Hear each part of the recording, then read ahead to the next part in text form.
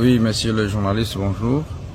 Je viens encore une fois devant vous, chers de la presse, pour vous donner la situation récapitulative du terrain par rapport aux affrontements qui sont en cours depuis plusieurs jours entre nous, les VDP, RDC Wazalendo, contre la coalition M23, RDF, UPDF, synchronisée en AFC, effectivement, qui est une métamorphose.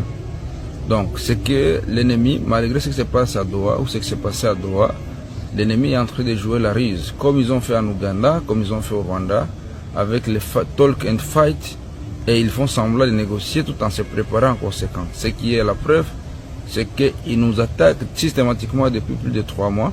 Juste après la chute de Goma, nous n'avons jamais eu de repos.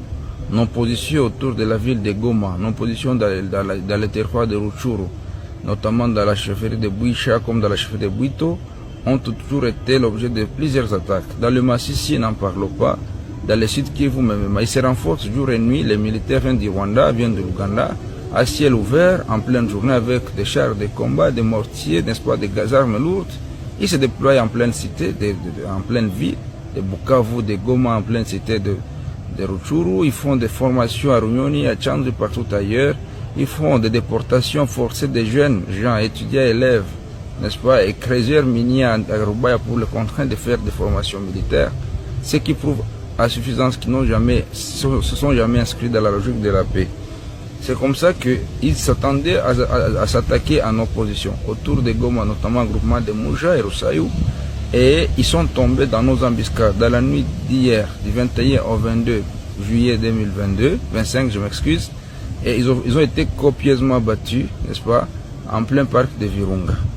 Et là, ce sont les VDP, spécialement du bataillon jungle du CMCFDP.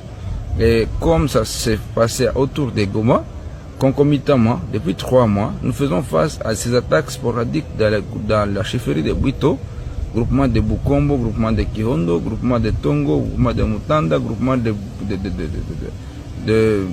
Bambo et que sais-je encore. Et jusqu'à ce matin, ils continuent à nous agresser, on les a systématiquement aiguillés. Ensuite, qu'est-ce qu'ils font? Ils s'attaquent aux paisibles citoyens, ils descendent des maisons des paisibles citoyens, ils tuent, n'est-ce pas, des paisibles citoyens. Par exemple, dans la chefferie de Bouito, depuis la chute de Goma, nous avons déjà enregistré plus de 300 civils tués, déjà identifiés, et plusieurs maisons incendiées. À Binza dernièrement, quand nous avons systématiquement tué, même hier, même aujourd'hui, ils ont tué une 50aine de personnes déjà dont les corps sont déjà retrouvés, Jonchamp, à même les sols, sur la route nationale, sur la route Kiwanja et Chacha, et même dans le champ. Ça, c'est une situation catastrophique. Même ce matin, ils ont continué à tuer, n'est-ce pas, en territoire de Massissi, autour de Rubaya. Ils ont attaqué nos éléments depuis aujourd'hui, ce matin.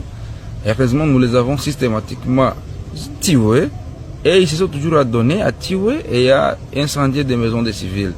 Heureusement, nous maintenons encore nos positions tout proche de Rubaya, à plus ou moins 5 km de la cité minière de Rubaya. Nous y sommes, nous les Wazalendo, on n'a pas capitulé. Au sud Kivu, ils ont tenté plusieurs fois autour de Nyangezi, foncé vers Ovira sans succès. Et hier, c'était dans le groupement de Bissimukuna, où ils ont essayé, ce matin, hier, qu'ils ont essayé de nous affronter.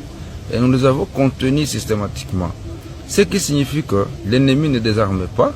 Le gouvernement congolais devrait vraiment ne plus suivre, n'est-ce pas, les injonctions de la communauté internationale qui nous a toujours, n'est-ce pas, pris pour naïfs, en nous imposant des logiques qui ne tiennent pas debout, au lieu de les imposer à Kigali. S'ils sont sincères cette fois-ci, la communauté internationale, elle doit frapper fort sur Kigali en imposant des sanctions économiques, des sanctions financières, des sanctions militaires, des embargos militaires, pour que le Rwanda et l'Ouganda ne parviennent plus à continuer à perturber la situation sécuritaire dans la région, mais aussi la Kenya et le Sud-Soudan qui sont des alliés clairs de l'Ouganda. Donc c'est l'EAC qui fait la guerre contre la RDC, exception faite à la Tanzanie et au Burundi. Et la proposition, le problème que nous avons, nous les Wazalendo, c'est que jusqu'à maintenant, nous continuons à connaître les défis l'ordre logistique tel que nous l'avons toujours décrié. Mais je les rappelle ici que nous avons promis que cette guerre, nous sommes en mesure de la mener et de la gagner dans moins de 2 mois, 1 mois renouvelable une fois. Et si donc le gouvernement le veut, avant la fin de cette année, on peut avoir été à Bunagana, à Tchanzu, Runyoni, Centura, toute la frontière congolaise. Et c'est la question de bonne foi, c'est question de détermination. Et ça, nous en avons, c'est question de foi. Et là, nous, on se constitue en prophète de la nation. Tout ce que nous annonçons, ça arrive.